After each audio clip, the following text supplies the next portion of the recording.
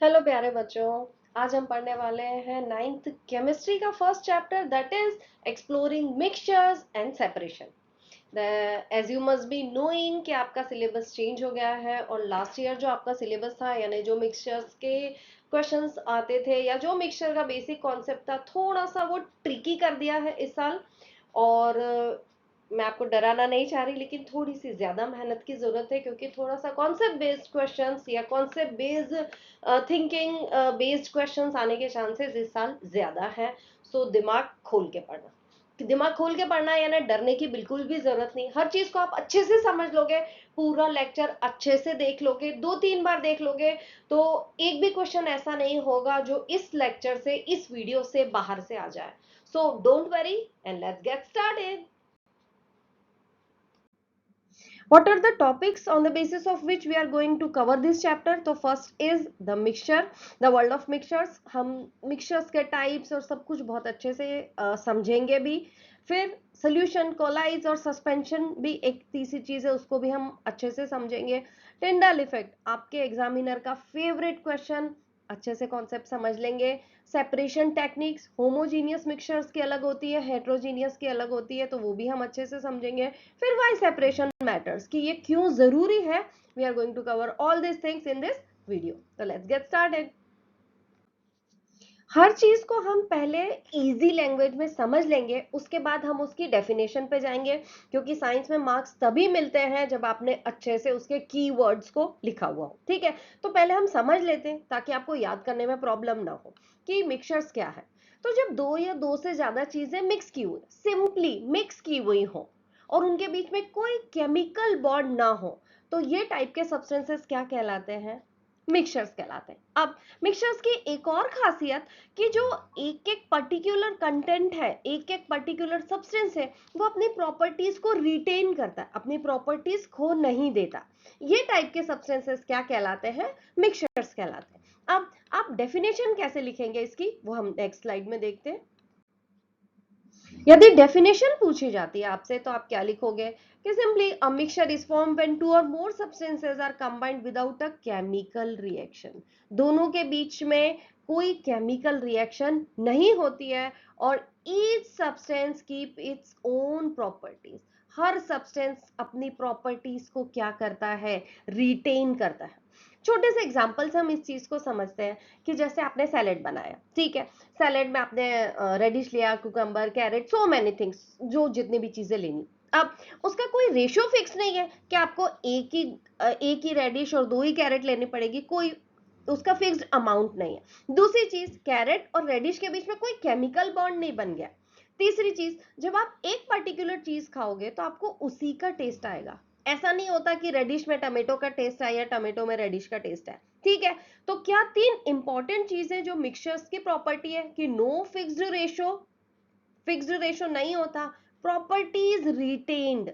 अब ये क्यों कह रही हूं मैं, इसको एक और एग्जांपल से आपको समझाऊंगी, कि हर सब्सटेंस की अपनी प्रॉपर्टी रिटेन रहती है। और सेपरेबल बाय फिजिकल मींस, मतलब हम चाहे कि टमेटो को अलग करना है, तो सीधे हम हैंड पिकिंग से हम सिंपली टमेटो को अलग कर सकते हैं। तो कोई हमको ऐसा नहीं कि कोई केमिकल रिएक्शन करनी पड़े दोनों को सेपरेट आउट करने के लिए। बल्कि ऐसा हम क्यों इतना ज्यादा एक्सप्लेन कर रहे हैं, क्योंकि मिक्सचर्स के अपोजिट है कंपाउंड्स। यदि कंपाउंड बनते हैं तो क्या होता है? कंपाउंड बनते हैं तो केमिकल रिएक्शन होती है, और यदि केमिकल रिएक्शन हुई है तो इंडिविजुअल सब्सटेंसेस अपनी प्रॉपर्टीज खो देते हैं। For example water, water is an example of compound. तो उसमें हाइड्रोजन और ऑक्सीजन से मिलकर वाटर बनता है। हाइड्रोजन खुद जलती है, oxygen supporter of burning, burning में सपोर्ट करती है। लेकिन पानी, कंपाउंड, एंटायरली डिफरेंट प्रॉपर्टीज। पानी क्या करता है? फायर एक्सटिंग्विशर है, आग को बुझाने में हेल्प में आता है।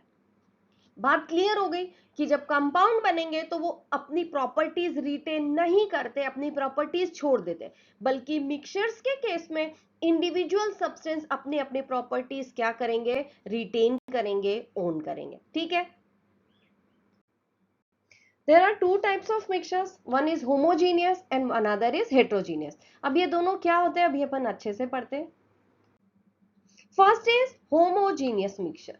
होमो का मतलब है यूनिफॉर्म, तो ऐसे मिक्सचर्स जो कि यूनिफॉर्म होते होंगे। यूनिफॉर्म मतलब कि सपोज आपने ग्लास ऑफ वाटर में a tablespoon of salt add किया, ओके, जब आप उसको ऐड करोगे, अच्छे से सर्व कर दोगे, जब आप टेस्ट करोगे तो पूरा जो उसका जो मिक्सचर है वो उसका टेस्ट एक जैसा होगा।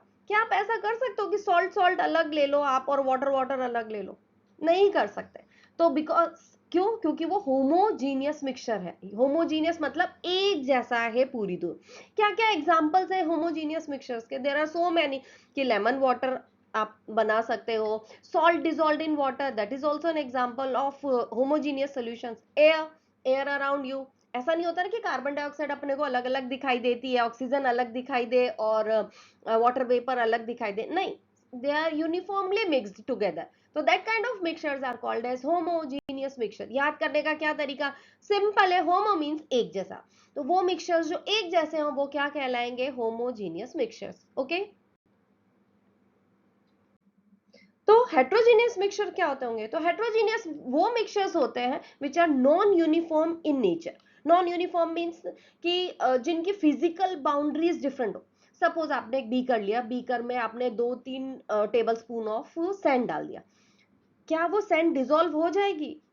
नहीं होगी। जब वो सैंड डिसॉल्व नहीं होगी तो दोनों की अलग अलग फिजिकल बाउंड्रीज होगी, दोनों की अलग अलग फिजिकल बाउंड्रीज दिखाई देगी। फिजिकल बाउंड्रीज मतलब आपको दिखाई देगा कि यहां तक पानी है और इसके बाद सैंड स्टार्ट हो गई और यहां से यहां तक सैंड है, ठीक है। That kind of mixtures are called as heterogeneous mixtures. Example क्या? Muddy water, simply an example of heterogeneous mixture. Salad, जो अभी अपन ने डिस्कस किया, is an example of heterogeneous mixture only. Okay, अब अच्छे से हम पहले ये समझ लेते हैं कि सोल्यूशन क्या है, क्योंकि सोल्यूशन हर जगह काम में आने वाला है। सोल्यूशन का कॉन्सेंट्रेशन भी, उसकी सॉल्युबिलिटी भी, टेम्परेचर बढ़ाने के साथ क्या होता है क्या नहीं होता है, ये एग्जामिनर के बहुत फेवरेट क्वेश्चंस है। तो सबसे पहले उसका बेसिक अपन समझ ले कि वो होता क्या है। तो सोल्यूशन में एक होता है सॉल्यूट, दूसरा होता है सॉल्वेंट। सॉल्यूट मतलब क्या? जो चीजें ऐड की गई है ऊपर से, जैसे एक गिलास पानी में आपने सॉल्ट ऐड किया, तो जो सॉल्ट है वो क्या कहलाएगा? सॉल्यूट। जिसमें ऐड की है वो क्या कहलाएगा? सॉल्वेंट। जैसे एक ग्लास ऑफ वाटर में आपने salt, table spoon of salt add किया, तो ग्लास ऑफ वाटर क्या हो गया? सॉल्वेंट। और जो सॉल्ट है वो क्या हो गया? सॉल्यूट। क्लियर? अब याद रखने का क्या तरीका कि जो कम अमाउंट में होता है, सॉल्ट कम अमाउंट में होगा ना तो उसकी स्पेलिंग भी छोटी है, SOLUT, छोटी है। और सॉल्वेंट जिसकी स्पेलिंग बड़ी है वो ज्यादा अमाउंट में होगा, ठीक है। दोनों यदि मिल जाए तो क्या बनता है? दोनों को मिलाने से क्या बनता है? सोल्यूशन, ठीक है। सॉल्यूट और सॉल्वेंट दोनों मिल गए तो क्या बनता है? Solution, the final homogeneous mixture. अब यहाँ पे होमोजीनियस क्यों लिखा है? कि हमेशा सॉल्यूशन में सॉल्यूट क्या होता है? डिसॉल्व होता है, और जो चीज प्रॉपरली डिसॉल्व होती है तो क्या बनाती है? प्योर सॉल्यूशन, ठीक है। अब कॉन्सेंट्रेशन क्या होता है? कॉन्सेंट्रेशन क्या? तो किसी भी चीज में जो सॉल्यूट ऐड किया हुआ है, सॉल्यूट याद है ना, अभी अभी हमने पढ़ा है, जो चीज ऊपर से ऐड की जाती है उसको क्या कहते हैं? सॉल्यूट। तो जो सॉल्यूट ऐड किया हुआ है वो ज्यादा है या कम, वो चीज डिसाइड करती है कि उस सॉल्यूशन का कॉन्सेंट्रेशन कैसा होगा। यदि ज्यादा है तो इट इज हाईली कॉन्सेंट्रेटेड, यदि कम है सॉल्यूट तो इट इज लेस कॉन्सेंट्रेटेड। तो कॉन्सेंट्रेशन को फाइंड आउट करने के लिए हमारे पास प्रॉपर एक फॉर्मूला है, तो let's check it out what the formula is. Concentration find out करने का सिंपल सा फॉर्मूला है कि amount of solute upon amount of solution into 100। ये देखिए, जैसे अमाउंट ऑफ सॉल्यूट कितना दे रखा है अपॉन अमाउंट ऑफ सॉल्यूशन। अब एक चीज आपको याद रखने वाली है कि अपॉन में सॉल्यूशन है, सॉल्वेंट नहीं है। सपोज इट इज गिवन कि 40 grams of, oh my god, it is so very difficult to write with the help of mouse, but okay, I'm trying. 40 grams of NaCl is dissolved in 100 ml of water. Suppose it is given, तो आप क्या करोगे? 40 upon 100 कर दोगे। क्या ये सही है? गलत है। क्यों गलत है? क्योंकि 40 किसका अमाउंट दे रखा है? सॉल्यूट का। नीचे आपको क्या चाहिए? सॉल्यूशन। और क्या गिवन है कि 100 ml ऑफ वाटर। तो वाटर क्या है? जस्ट सॉल्वेंट है। इसको आपको क्या करना पड़ेगा? अभी प्लस 40 करना पड़ेगा। जब आप ऐसे फाइंड आउट करोगे इट इज और इंटू 100, तब इसका परसेंटेज आएगा। That would be the concentration of this solution. ठीक है, तो क्या याद रखना है, बच्चे ज्यादातर क्या गलती करते हैं कि अमाउंट ऑफ सॉल्यूशन में जस्ट सॉल्वेंट लिख देते हैं, और जनरली सॉल्वेंट भी वो ऐसे देते हैं जैसे 80 या ऐसे दिया कि फटाफट बच्चे डिवाइड कर ले और आंसर फाइंड आउट कर, लेकिन ऐसा नहीं होगा। ठीक है, जनरली सॉल्वेंट दिया होगा तो आपको सॉल्यूशन बनाने के लिए सॉल्वेंट प्लस सॉल्यूट करना पड़ेगा और इनटू 100 कर देंगे तो उसका परसेंटेज आ जाएगा। ओके, क्या आपने कभी सोचा है कि जो सैलाइन आपको चढ़ती है हॉस्पिटल में, कभी तो बीमार हुए होंगे या किसी को तो देखा होगा कि जो सैलाइन चढ़ती है उसका कॉन्सेंट्रेशन कितना होता है?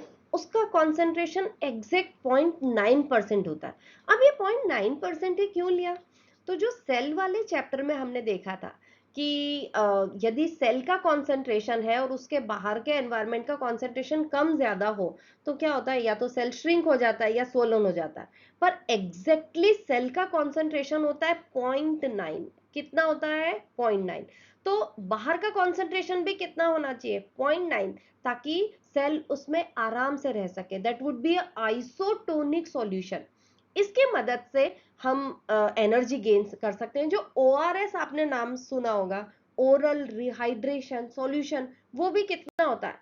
0.9%। ओके, तो ध्यान रखना आप लोग।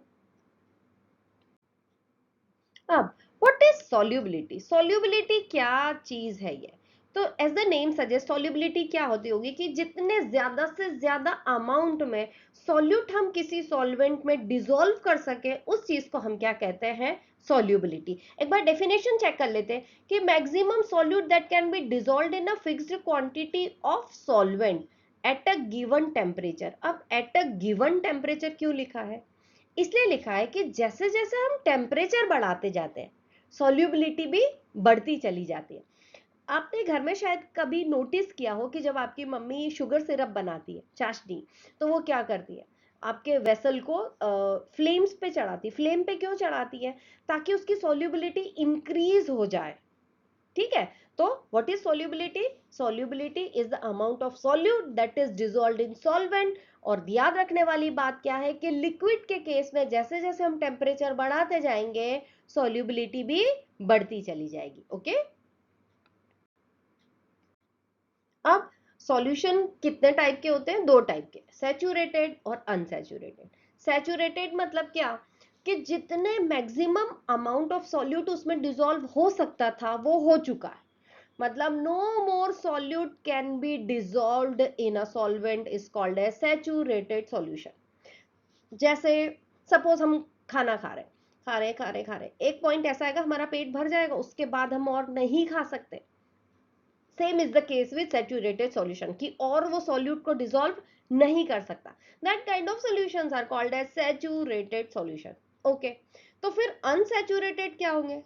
more amount of solute can be dissolved in a solution is called as saturated solution।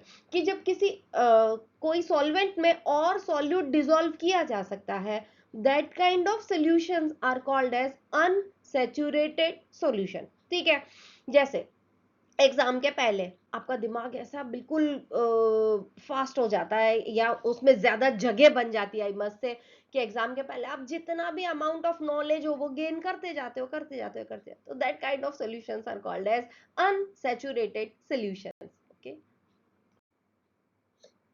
On the basis of particle size mixtures को तीन कैटेगरी में डिवाइड किया गया। कौन कौन सी? Solutions, suspensions and colloid. Solutions क्या होते हैं पहले हम ये समझ लेते हैं। तो सॉल्यूशंस वो होते हैं जिसका particle size less than 1 nanometre हो। Less than 1। अच्छा, नैनोमीटर आप समझ रहे हैं ना कि क्या होता है? नैनोमीटर मतलब 10⁻⁻⁹। और ऐसा मिक्सचर जिसके पार्टिकल का साइज 10⁻⁻⁹ से भी कम हो उसको क्या कहते हैं? सॉल्यूशंस कहते हैं। यानी उसमें पार्टिकल अच्छे से डिसॉल्व हो जाता है, अलग अलग उनकी फिजिकल बाउंड्रीज नहीं होती, अलग अलग आपको सॉल्यूट और सॉल्वेंट नहीं दिखाई देते, वो टाइप के मिक्सचर्स क्या कहलाते हैं? सॉल्यूशंस। बल्कि सेकंड केस है सस्पेंशन। सस्पेंशन इन्हें सिंपल सी समझो, चीज को समझो कि जैसे अपन ने पानी में मिट्टी को, सैंड को डिसॉल्व कर दे, क्या वो डिसॉल्व होगा? वो डिसॉल्व नहीं होगा। वो किसका एग्जाम्पल है? सस्पेंशन का। क्यों? क्योंकि जो सस्पेंशन है उसमें पार्टिकल साइज कितना होता है? 1000 नैनोमीटर से भी ज्यादा। वो मिक्सचर जिसमें पार्टिकल साइज 1000 नैनोमीटर से ज्यादा हो, वो किस कैटेगरी में फॉल करते हैं? सस्पेंशंस में। बल्कि कोलाइड्स क्या होते हैं? कोलाइड्स सॉल्यूशंस और सस्पेंशंस के बीच की कैटेगरी में जो फॉल करे वो है कोलाइड्स। अब कौन कौन से होमोजीनियस और कौन कौन से हेट्रोजीनियस? तो हमने अभी पढ़ा कि सॉल्यूशंस कैसे होते हैं? होमोजीनियस होते हैं, एक जैसे होते हैं, यूनिफॉर्म। सस्पेंशंस कैसे होते हैं? हेट्रोजीनियस। आप पानी में यदि सैंड को डाल दोगे तो अलग अलग दोनों की फिजिकल बाउंड्रीज दिखाई देंगे ना? देंगे। तो वो किस कैटेगरी में फॉल करेगा? हेट्रोजीनियस में। बल्कि कोलाइड्स क्या होते हैं?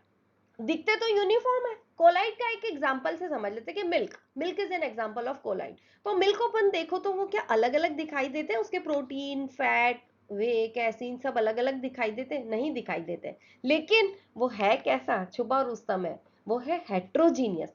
बल्कि दिखता कैसा है? होमोजीनियस। तो colloid is an example of mixture which seems to be homogeneous but actually colloids are heterogeneous in nature. Okay, particle size कितना होता है कोलाइड का? 1 to 1000 nanometers in between. 1 nanometer to 1000 nanometers के बीच में पार्टिकल साइज फॉल करती है collides की। एक और एग्जांपल कोलाइड का, ब्लड। अच्छा, जो सॉल्यूशंस होंगे वो कभी भी टिंडल इफेक्ट को शो नहीं करेंगे। अब ये टिंडल इफेक्ट क्या है हम जस्ट अभी पढ़ने वाले हैं। सॉल्यूशंस टिंडल इफेक्ट को शो नहीं करते, सस्पेंशंस टिंडल इफेक्ट को बहुत अच्छे से शो करते हैं। और कोलाइड्स भी क्योंकि हेट्रोजीनियस है वो भी टिंडल इफेक्ट को शो करते हैं। तो let's understand what टिंडल effect is. Okay, Tyndall effect. Tyndall effect क्या होता है? एक छोटी सी चीज है कि एक एग्जांपल से पहले हम इसको समझ लेते हैं, फिर उसके बाद मैं एग्जैक्ट डेफिनेशन भी बताऊंगी। कि एक रूम में आप बंद हो, खिड़की दरवाजे सब कुछ बंद है, इसमें एक छोटा सा छेद है, उस छेद में से सनलाइट आती है। तो क्या आपने कभी नोटिस किया कि जब वो सनलाइट आती है तो उसका पाथ पूरा विजिबल होता है? बल्कि नॉर्मली हम बाहर देखते हैं तो सनलाइट का पाथ विजिबल नहीं होता। तो वो क्यों हुआ होगा? वो इसलिए हुआ है क्योंकि वो बीम ऑफ लाइट जो है वो टिंडल इफेक्ट शो कर रही है। अब ये टिंडल इफेक्ट होता क्या है कि जो डस्ट पार्टिकल या जो पार्टिकल्स है, हेट्रोजीनियस पार्टिकल है, वो क्या करते हैं? वो लाइट को स्कैटर कर देते हैं। स्कैटर कर देते हैं मतलब इधर उधर बिखरा देते हैं। उसकी वजह से उस पाथ ऑफ लाइट विजिबल हो जाता है। और जब ये पाथ ऑफ लाइट विजिबल हो जाता है, इसी इफेक्ट को क्या कहते हैं? टिंडल इफेक्ट कहते हैं। अब यदि आपसे डेफिनेशन पूछी जाए कि व्हाट इज टिंडल इफेक्ट, तो आप क्या लिखोगे? कि the scattering of light by particles in a colloid और suspension making the beam visible. अब सिर्फ कोलाइड और सस्पेंशन ही क्यों टिंडल इफेक्ट शो करेंगे? इसलिए शो करेंगे कि सिर्फ हेट्रोजीनियस जो पार्टिकल है, जो हेट्रोजीनियस मिक्सचर्स है, सिर्फ वही टिंडल इफेक्ट शो करते हैं। और कोलाइड्स भी कैसे हैं? हेट्रोजीनियस। सस्पेंशंस भी कैसे हैं? हेट्रोजीनियस। इसलिए वो ही क्या शो करेंगे? टिंडल इफेक्ट शो करेंगे। सबसे पहला है, हमने देखा कि टिंडल इफेक्ट कौन कौन शो करेगा? कोलाइडल्स शो करेंगे और सस्पेंशन शो करेंगे। ट्रू सॉल्यूशंस इसको शो नहीं करेंगे। तो सबसे पहले चलो सस्पेंशन से ही शुरू करेंगे कि यदि सस्पेंशन के पार्टिकल हैं तो क्या होगा। स्टार्ट, हमने यदि बीम ऑफ लाइट उस पे फॉल की तो क्या होगा? देखो, एक कोलाइडल पार्टिकल सारे प्लस पाथ ऑफ लाइट भी दिखने लगेगा। ठीक है। वहीं यदि ये कोलाइडल पार्टिकल्स होगा तो कोलाइडल पार्टिकल्स में देखो, ये देखो, जस्ट बीम ऑफ लाइट जहां जहां पे पड़ रही है वहां वहां के पार्टिकल्स क्लियरली विजिबल है। आपको समझ में आ रहा है ये? ठीक है। और सेम यदि हमने ट्रू सॉल्यूशंस के केस में किया तो ट्रू सॉल्यूशंस में तो क्या होता है? पार्टिकल साइज जो वो इतनी छोटी है कि बीम ऑफ लाइट आप डालते रहो वो स्कैटर करेगा ही नहीं, तो कोई रिफ्लेक्शन कुछ भी दिखाई ही नहीं देगा। Next is separation techniques. कि इस चैप्टर में मिक्सचर्स जितने इंपॉर्टेंट है, सेपरेशन की टेक्निक्स उससे भी ज्यादा इंपॉर्टेंट है। तो हम वन बाय वन किस मिक्सचर को कैसे सेपरेट आउट करना है ये अच्छे से समझ लेंगे। ओके, तो methods of separation of homogeneous mixture, homogeneous mixtures को सेपरेट आउट करने के लिए हमारे पास क्या क्या तरीके हैं? तो हम यूज कर सकते हैं क्रिस्टलाइजेशन, हम यूज कर सकते हैं डिस्टिलेशन, हम यूज कर सकते हैं क्रोमेटोग्राफी।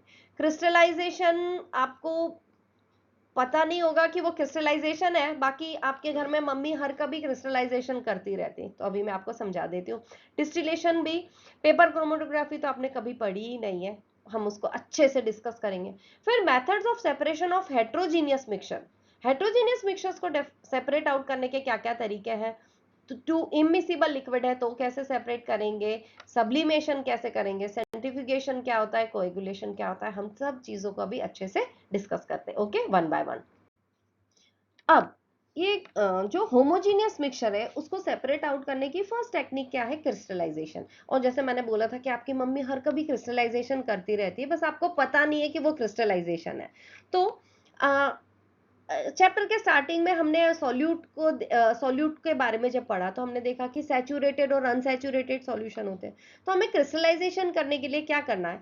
सिंपली एक सैचुरेटेड सॉल्यूशन बनाना है। सैचुरेटेड सॉल्यूशन बनाना है, सिंपल लैंग्वेज में समझे तो, कि हमको सपोज हम सॉल्वेंट पानी लेते हैं और उसमें हम शुगर ऐड कर रहे हैं, तो हमें इतनी शुगर ऐड करनी है कि उससे ज्यादा शुगर उसमें ऐड ही ना हो सके।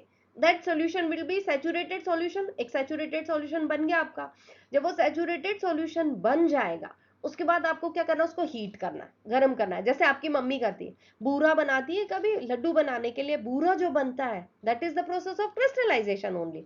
क्यों क्या करती है? बहुत ज्यादा शुगर ऐड कर देती है पहले पानी में, उसको फ्लेम पे चढ़ाती है ताकि वो सैचुरेटेड सॉल्यूशन। अच्छा, पानी फ्लेम पे क्यों चढ़ाती है? ये भी एक टेक्निक है कि जब अपन टेम्परेचर देते हैं, हीट प्रोवाइड करते हैं, तो सॉल्यूशन कैसा हो जाता है? अनसैचुरेटेड। और अनसैचुरेटेड होने की वजह से वो और सॉल्यूट को डिसॉल्व कर लेता है अपने अंदर। मैक्सिमम अमाउंट ऑफ सॉल्यूट जितना उसमें डिसॉल्व हो सकता है उतना हम कर देते हैं एक बार में, ठीक है। उसके बाद हम क्या कर देते हैं? गैस ऑफ कर देते हैं। गैस ऑफ करने से क्या हो गया? टेम्परेचर डाउन हो गया। अब बेचारे ने खा तो लिया बहुत ज्यादा, उसने बहुत ज्यादा सॉल्यूट तो डिसॉल्व कर लिया अपने अंदर, लेकिन टेम्परेचर डाउन होने से क्या हो गया? उसकी सॉल्युबिलिटी डिक्रीज हो गई। अब सॉल्युबिलिटी डिक्रीज होने से क्या होगा कि जो सॉल्यूट उसने अपने अंदर डिसॉल्व कर लिया है वो क्या हो जाते हैं? क्रिस्टल के फॉर्म में सेपरेट आउट हो जाते हैं। और यही टेक्निक को हम यूज करते हैं फॉर द सेपरेशन मेथड, ठीक है। आपकी बुक में एक एग्जाम्पल दे रखा है कॉपर सल्फेट का, तो लेट्स चेक इट आउट कि वो कॉपर सल्फेट कैसे सेपरेट होता है। उसके पहले हम ये समझ ले कि कॉपर सल्फेट होता क्या है। तो कॉपर सल्फेट CuSO4 उसका फॉर्मूला है। और उसको क्या करेंगे हम? Preparing saturated solution. हम सेम वही प्रोसेस कि हम पानी में कॉपर सल्फेट को डिसॉल्व करेंगे। कितना डिसॉल्व करेंगे कि वो सैचुरेटेड सॉल्यूशन बन जाए, कि उससे ज्यादा उसमें कॉपर सल्फेट डिसॉल्व ही ना हो सके। उसके बाद हम क्या करेंगे? उसके बाद उसको फिल्टर करेंगे ताकि जो उसके फिल्ट्रेट है उसमें हमको कॉपर सल्फेट का सोल्यूशन मिल जाए जिसमें ज्यादा अमाउंट ऑफ कॉपर सल्फेट हो। फिर उसके बाद नेक्स्ट हम क्या करेंगे? उसको हम एक बीकर में रख देंगे फिल्ट्रेट को कूल डाउन होने के लिए। जैसे ही फिल्ट्रेट कूल डाउन होता है तो उसके बाद क्या होगा? हमको कॉपर सल्फेट के क्रिस्टल्स मिल जाएंगे। ये देखिए वॉच ग्लास में हमें ये ब्लू कलर के जो क्रिस्टल्स आपको दिखाई दे रहे हैं, ये किसके क्रिस्टल्स हैं? कॉपर सल्फेट के, ओके। बहुत सुंदर क्रिस्टल बनते हैं कॉपर सल्फेट के। शायद आपके स्कूल में आपको प्रैक्टिकल करवाएं तो आपको दिखाएंगे भी प्रैक्टिकल में।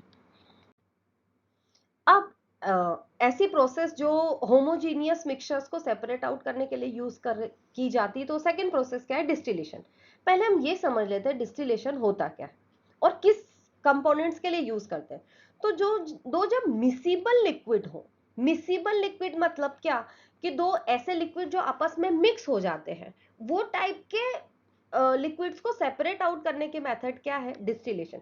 लेकिन नॉर्मल डिस्टिलेशन में कंडीशन क्या अप्लाई होती है कि दोनों जो कंपोनेंट जिनको हमें सेपरेट आउट करना है उनके बॉइलिंग पॉइंट में 25 टू 30 डिग्री से ज्यादा का डिफरेंस होना चाहिए। क्यों ये जरूरी है ये हम अभी समझते हैं।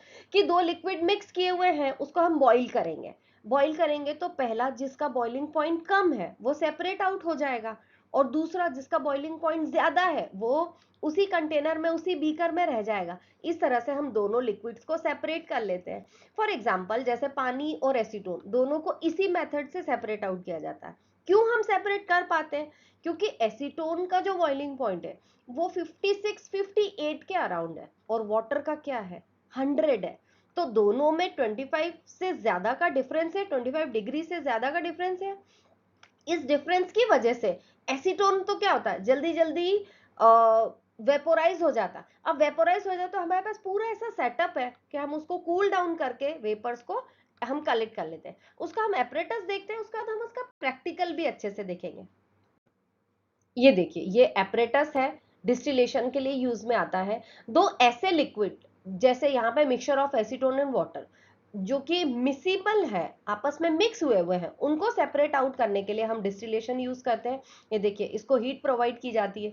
अब यहाँ पे हीट प्रोवाइड की जा रही है तो क्या होगा, वेपर्स, जो इंग्रेडिएंट जल्दी बॉईल होता है उसके वेपर्स यहाँ इकट्ठे होके, ये कंडेंसर है, यहाँ से कूल डाउन होके सेपरेट आउट हो जाएंगे कोनिकल फ्लास्क में। जैसे वाटर और एसीटोन के केस में एसीटोन का बॉइलिंग पॉइंट कम है, तो वो जल्दी से वेपोराइज होके यहाँ कंडेंसर की मदद से कूल डाउन होके यहाँ पे एसीटोन सेपरेट आउट हो जाता है। ठीक है, क्लियर? ये देखिए, this pink coloured liquid is acetone, जिसका जो है बॉइलिंग पॉइंट कम है, तो वो क्या होगा, जल्दी इवापोरेट होके, जल्दी वेपोराइज होके और दूसरे बीकर में इकट्ठा हो जाएगा।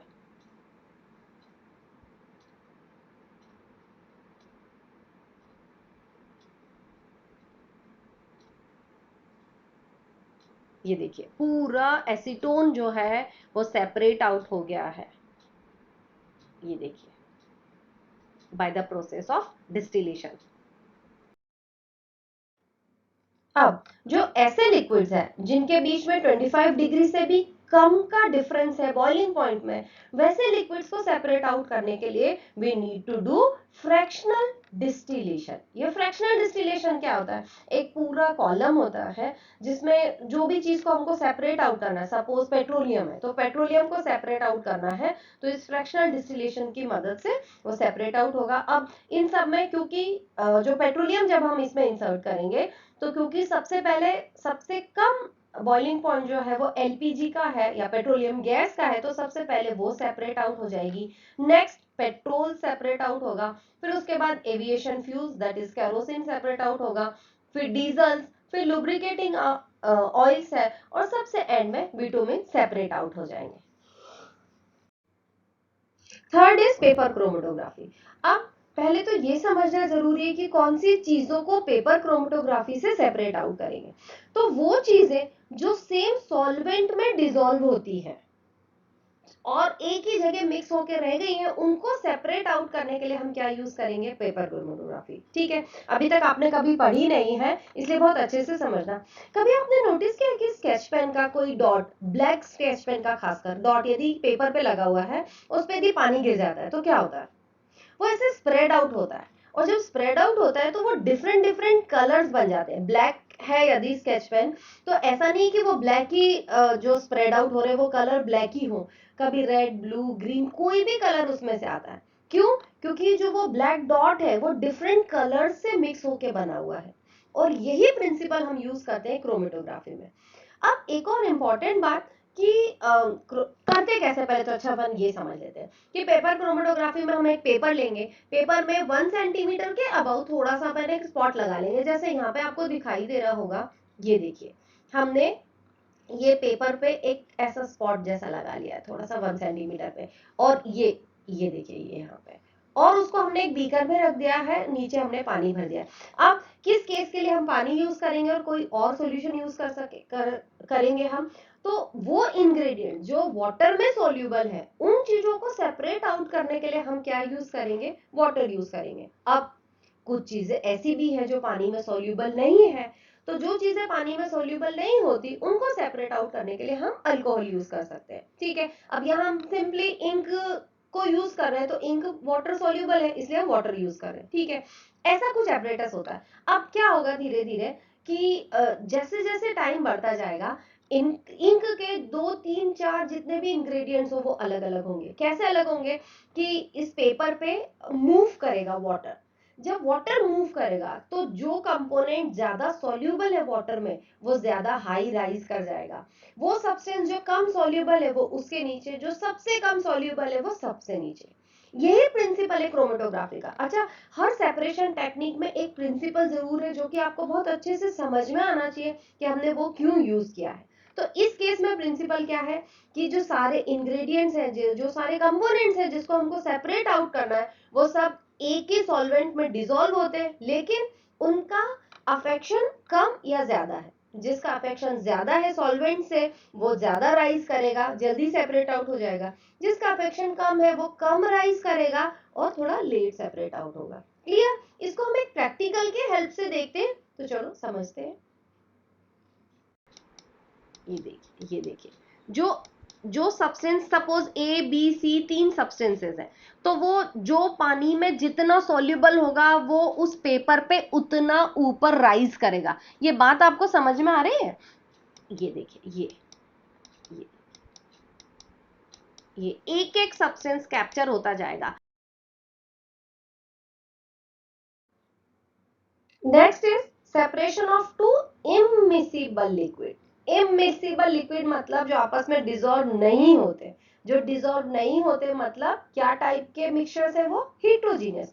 तो हेट्रोजीनियस तो उसको सेपरेट आउट करना बहुत ही इजी है क्योंकि इमिसिबल है, डिसॉल्व नहीं हो रखे। तो हम क्या करेंगे, ये देखिए यहाँ पे आपको एक स्टॉप कॉक दिखाई दे रहा होगा। ये स्टॉप कॉक में हम क्या करेंगे, ये जगह ये देखिए ये स्टॉप कॉक दिखाई दे रहा है।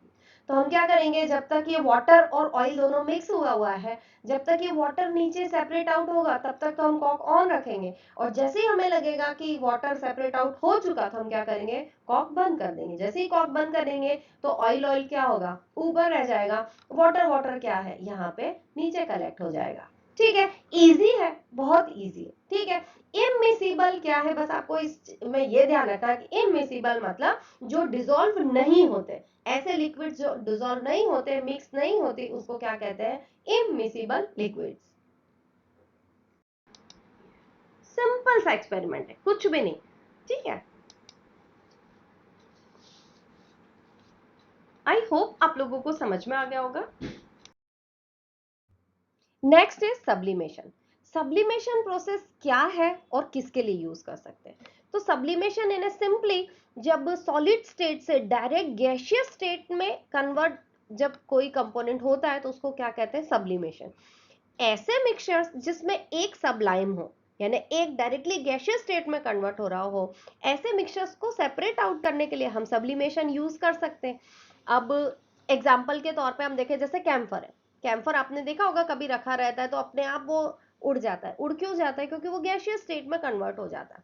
तो ऐसे मिक्सचर है, जैसे सैंड के साथ यदि कैम्फर मिक्स हो गया है, जैसे यहाँ पे आपको दिख रहा होगा, तो हम उसको क्या करेंगे, हीट प्रोवाइड करेंगे। हीट प्रोवाइड करने तो जो कैम्फर होगा वो क्या होगा, वो डायरेक्टली गैसियस स्टेट में कन्वर्ट होके फनल पे लेयर अप हो जाएगा। लेकिन जो सैंड पार्टिकल है वो इसी वेसल में रह जाएंगे और बस थोड़ी देर से हम कूल डाउन करके फनल पे से कैम्फर को सेपरेट कर लेंगे, बल्कि सैंड तो इसी वेसल में रह जाएगा। इजी प्रोसेस है, बस आपको ये पता होना चाहिए कि सब्लिमेशन होता है क्या। तो sublimation is the process in which solids are directly converted into gaseous state। अब इसकी टेक्निक क्या, इसका प्रिंसिपल क्या?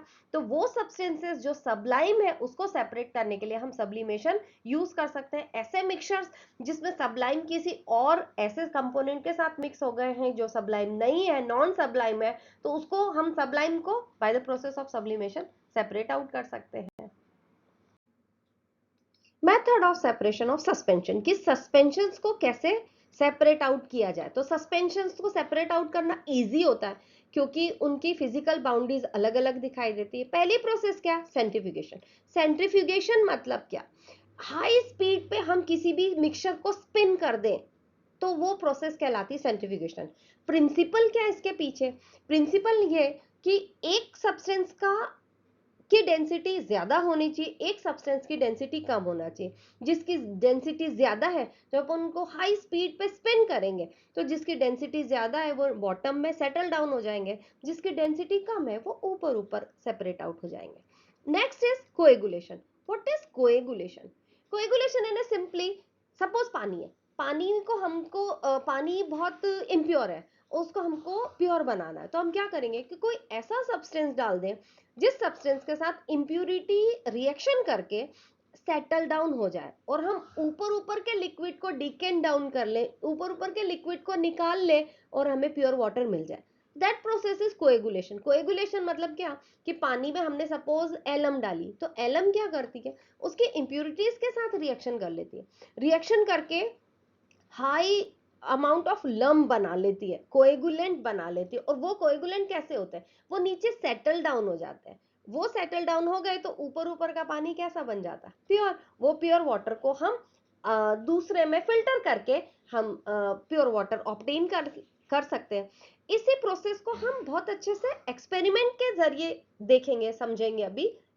ओके, अब अपन सेंट्रीफ्यूगेशन का अपन एक लैब टेस्ट देखते हैं कि दो पार्टिकल्स हैं, स्किम्ड मिल्क भी इसी तरह से सेपरेट आउट होता है या फिर ब्लड टेस्ट भी इसी से होता है। कैसे अपन करेंगे कि सेंट्रीफ्यूगेशन में इसको बहुत हाई स्पीड से रोटेट कर दिया जाता है, स्पिन किया जाता है। तो उससे क्या होता है, जो डेंसिटी जिन पार्टिकल्स की हैवी है वो कैसे होते हैं, नीचे सेटल डाउन हो जाते हैं, और जिन पार्टिकल्स की डेंसिटी कम है, जो लाइटर पार्टिकल्स है, वो ऊपर आ जाते हैं। ठीक है, तो हम एक्सपेरिमेंट देखते हैं, चलिए। ओके, ये ऐसे इनको बहुत हाई रोटेशन के साथ स्पिन किया जाता है, तो क्या होता है, जो डेंसर पार्टिकल्स हैं वो नीचे बॉटम में सेटल डाउन हो जाएंगे, और जो लाइटर पार्टिकल्स हैं वो ऊपर ऊपर आ जाएंगे। इस तरह से दोनों पार्टिकल्स सेपरेट आउट हो जाते हैं। इसका बेसिस क्या है, difference in their density. Her separation technique का आपको प्रिंसिपल इंपॉर्टेंट है, तो इस सेपरेशन टेक्निक का क्या प्रिंसिपल है कि difference in their density. Okay, I hope आपको क्लियर हो गया होगा ये देखिए। अब एक और टाइप का सेपरेशन टेक्निक है कि यदि कोई मडी वाटर है, उसमें यदि हम एलम ऐड कर देते हैं, तो क्या होगा, जब हम एलम ऐड कर देते हैं तो एलम उस इम्प्यूरिटी के साथ रिएक्शन करके क्या करती है, बॉटम में सेटल डाउन हो जाती है। और जब वो सेटल डाउन हो जाती है तो हम ऊपर ऊपर का वाटर जो है डिकेंट करके निकाल सकते हैं, तो हमको प्योर वाटर मिल जाएगा। ठीक है, देखते हैं प्रोसेस कैसे होती है। देखिए, जैसे हमने एलम ऐड की, एलम ऐड करते से ही क्या होगा, वो एलम रिएक्ट करेगी उस इम्प्यूरिटी के साथ, और जैसे ही वो इम्प्यूरिटी के साथ रिएक्ट करेगी, हमें क्या देखने को मिलेगा,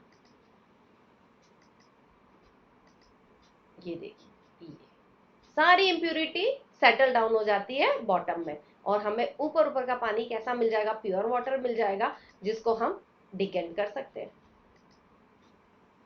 ये देखिए,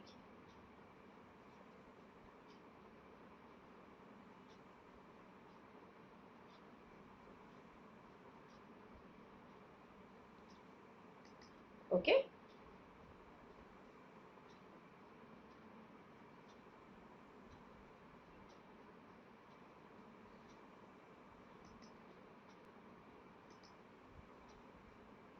देखिए, देखिए एक और प्रोसेस है।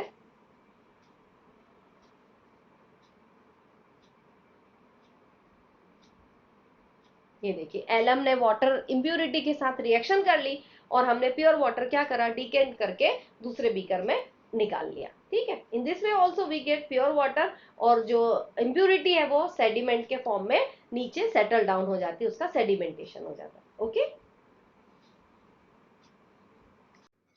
अब यदि चैप्टर में कोई सबसे ट्रिकी चीज है तो वो है कोलाइड्स। क्या होते हैं कोलाइड्स, आप इसको एग्जाम्पल से याद रखना कि ब्लड है, मिल्क है, ये सारी चीजें क्या होती है, कोलाइड्स होती है। दिखती तो है होमोजीनियस, पर होती नहीं है। ये कैसी होती है, actually it is heterogeneous in nature. और जो भी चीजें हेट्रोजीनियस होगी वो टिंडाल इफेक्ट शो करेगी। एग्जामिनर का बहुत फेवरेट क्वेश्चन होता है कि टिंडाल इफेक्ट कौन शो करेगा और कौन शो नहीं करेगा। तो सारे जो प्योर सॉल्यूशन है, जो होमोजीनियस मिक्सचर है, वो सारी चीजें क्या करेगी, टिंडल इफेक्ट शो नहीं करेगी। बल्कि जो भी हेट्रोजीनियस मिक्सचर्स हैं, जैसे कोलाइड्स हुए, सस्पेंशंस हुए, वो सब क्या करेंगे, वो टिंडल इफेक्ट शो करेंगे। ठीक है, कोलाइड्स का साइज कितना, 1 to 1000 नैनोमीटर्स। नैनोमीटर्स याद है ना, 10⁻⁹ यस। इसमें the solute like components are the dispersed particle in a colloid form called dispersed phase। जैसे सॉल्यूशन में हमने देखा था कि ऊपर से सॉल्यूट ऐड करते हैं, ऐसे जो कोलाइड्स है, कोलाइड्स में भी दो फेज होते हैं, एक डिस्पर्स्ड फेज, एक डिस्पर्जन मीडियम। तो जो सॉल्यूट टाइप का पार्टिकल है, जो सॉल्यूट की तरह ऐड हुआ है कोलाइड में, उसको क्या कहते हैं? डिस्पर्स्ड फेज कहते हैं। बेटा नाम याद रखना बहुत इंपॉर्टेंट है। तो फिर जो दूसरा कंपोनेंट जिसमें डिस्पर्स्ड फेज डिसॉल्व रहता है या इमर्स रहता है, उसको क्या कहते हैं? उसको कहते हैं डिस्पर्जन मीडियम। मतलब जैसे सॉल्यूशन के केस में सॉल्यूट और सॉल्वेंट था, कोलाइड्स के केस में हमारे पास क्या क्या है? डिस्पर्स्ड फेज और डिस्पर्जन मीडियम। जो सॉल्यूट लाइक पार्टिकल है वो डिस्पर्स्ड फेज है, बल्कि सॉल्वेंट लाइक पार्टिकल है वो क्या है? डिस्पर्जन मीडियम है। ओके, यदि कंपैरेटिव स्टडी करें हम सॉल्यूशंस की, सस्पेंशंस की और कोलाइड्स की, तो हम क्या देखेंगे कि सबसे पहले बात आती है नेचर की, कि नेचर कैसा है। तो सॉल्यूशंस कैसे होते हैं? Solutions are always homogeneous in nature, बल्कि suspensions are heterogeneous in nature, colloids are also heterogeneous in nature. सबसे अच्छा तरीका है लर्न करने का कि आप सबका एक एक एग्जाम्पल याद करें। कि जब सॉल्यूशंस की बात आए तो सबसे पहले आप सोचें कि हाँ, शुगर इन वाटर कैसा है? होमोजीनियस। सस्पेंशंस की बात आए तो आप क्या सोचे? सैंड इन वाटर कैसा है? हेट्रोजीनियस। जब कोलाइड्स की बात आए तो आप क्या सोचे? मिल्क या ब्लड। तो मिल्क या ब्लड दिखते हैं होमोजीनियस, पर है कैसे? Heterogeneous in nature. Particle size, अब सॉल्यूशंस कैसे होते हैं? लेस देन 1 नैनोमीटर, इतने छोटे हैं कि दिखाई ही नहीं देते। बल्कि सस्पेंशंस के केस में पार्टिकल साइज क्या है? More than 1000 nanometre. सपोज एक पानी में पत्ता है, मिट्टी है, कंकड़ पत्थर, वो सारे क्या है? सस्पेंशन का एग्जाम्पल है। ठीक है, बल्कि कोलाइड्स कैसे होते हैं? 1 to 1000 नैनोमीटर्स के बीच में। ठीक है। Third is visibility. विजिबिलिटी कैसी होगी? सॉल्यूशंस की ट्रांसपेरेंट होते हैं। सस्पेंशंस कैसे होंगे? ओपेक होंगे। कोलाइड्स कैसे होंगे? ट्रांसल्यूसेंट, न ट्रांसपेरेंट न ट्रांसल्यूसेंट। ठीक है। फिर सेपरेशन बाय फिल्ट्रेशन। अब आप सिंपली खुद ही सोचे कि यदि सॉल्ट आपने पानी में डिसॉल्व कर रखा है, अब आप सोचे कि सॉल्ट को आप फिल्ट्रेशन की प्रोसेस से सेपरेट आउट कर ले, क्या आप सेपरेट कर पाएंगे? नहीं। तो वो क्या है? सॉल्यूशंस जो है फिल्ट्रेशन से सेपरेट आउट नहीं होते, बल्कि सस्पेंशंस आराम से सेपरेट आउट हो जाएंगे। सपोज सैंड आपने ले रखी है, सैंड पानी में मिक्स हो रखी है, आप उसको फिल्टर करें, सैंड सैंड फिल्टर हो जाएगी आराम से, पानी पानी अलग हो जाएगा, सैंड फिल्टर हो जाएगी। फिल्टर पेपर से या by the process of filtration आराम से आप उसको सेपरेट आउट कर सकते हैं। कोलाइड्स भी सेपरेट आउट नहीं होंगे। कोलाइड्स यानी मिल्क, मिल्क को आप सोचे कि फिल्ट्रेशन से सेपरेट आउट कर लें, तो कर पाएंगे क्या? नहीं कर पाएंगे। ठीक है। Next is settling. Settling means क्या? कि यदि आपने थोड़ी देर के लिए रख दिया, तो क्या ऐसा होगा कि शुगर जो है सेटल डाउन हो जाएगी, पानी ऊपर रह जाएगा, शुगर नीचे सेटल डाउन हो जाएगी? नहीं होगी। कितनी भी देर पड़ा रहे, सॉल्यूशन पड़ा रहेगा तो पड़ा ही रहेगा, ऐसा नहीं होगा कि उसके सॉल्यूट पार्टिकल जो है वो नीचे सेटल डाउन हो गया। तो इट डजंट सेटल डाउन, या ये कह सकते हैं कि it is stable in nature. एक और इसको क्या कह सकते हैं? कि it is stable in nature. बल्कि सस्पेंशन के केस में क्या होता है? आपने सैंड डिसॉल्व कर रखी है पानी में, थोड़ी देर 20-25 मिनट के लिए आप उसको रख दीजिए, क्या होगा? सैंड सेटल डाउन हो जाएगी। तो it is settling, yes. Colloids के केस में भी क्या होगा? ये सेटल डाउन नहीं होंगे। ठीक है। फिर Tyndall effect. Tyndall effect solutions show नहीं करते। क्यों नहीं शो करते? क्योंकि वो होमोजीनियस है, उनका पार्टिकल साइज इतना छोटा है कि वो स्कैटर नहीं कर सकते बीम ऑफ लाइट को। बल्कि सस्पेंशन के केस में आराम से वो टिंडल इफेक्ट शो करेंगे, बल्कि बहुत अच्छे से टिंडल इफेक्ट शो करेंगे। कोलाइड्स भी टिंडल इफेक्ट शो करते हैं, ये ध्यान रखना, एग्जामिनर का बहुत फेवरेट क्वेश्चन है कि Tyndall effect is shown by colloids और नॉट। तो यस, इट इज शोन, क्योंकि कोलाइड्स भी क्या है? Heterogeneous in nature. यहाँ पे आपका एक सॉल्यूशन, सस्पेंशन और कोलाइड सम अप होता है। डिफरेंस इसके बहुत इंपॉर्टेंट है, बहुत अच्छे से लर्न कर लेना। 5 स्टार भी लगा लीजिए, आने के पूरे पूरे चांसेस है। ओके, अब आप बेसिकली मिक्सचर के एक्सपर्ट हो चुके हैं। ठीक है। अब क्या ध्यान रखने वाली बात कि मिक्सचर्स में क्या होता है? उनकी केमिकल प्रॉपर्टीज चेंज नहीं होती। क्या क्या टाइप के मिक्सचर्स थे? होमोजीनियस और हेट्रोजीनियस हमने देखा। सेपरेशन की क्या क्या टेक्निक थी? तो फिल्ट्रेशन, डिस्टिलेशन, क्रोमेटोग्राफी, सब्लिमेशन और भी बहुत सारी, जो कि आपको सब अच्छे से याद हो गई है अब। ठीक है। अब एक बार आपको अच्छे से पूरे लेक्चर को पेन पेपर लेके बैठना है, जो जो इंपॉर्टेंट पॉइंट्स लगते हैं उसको लिखते जाना है। कॉन्सेप्ट बेस्ड क्वेश्चन आएंगे, ये ध्यान रखना है, भूलना नहीं है, ठीक है।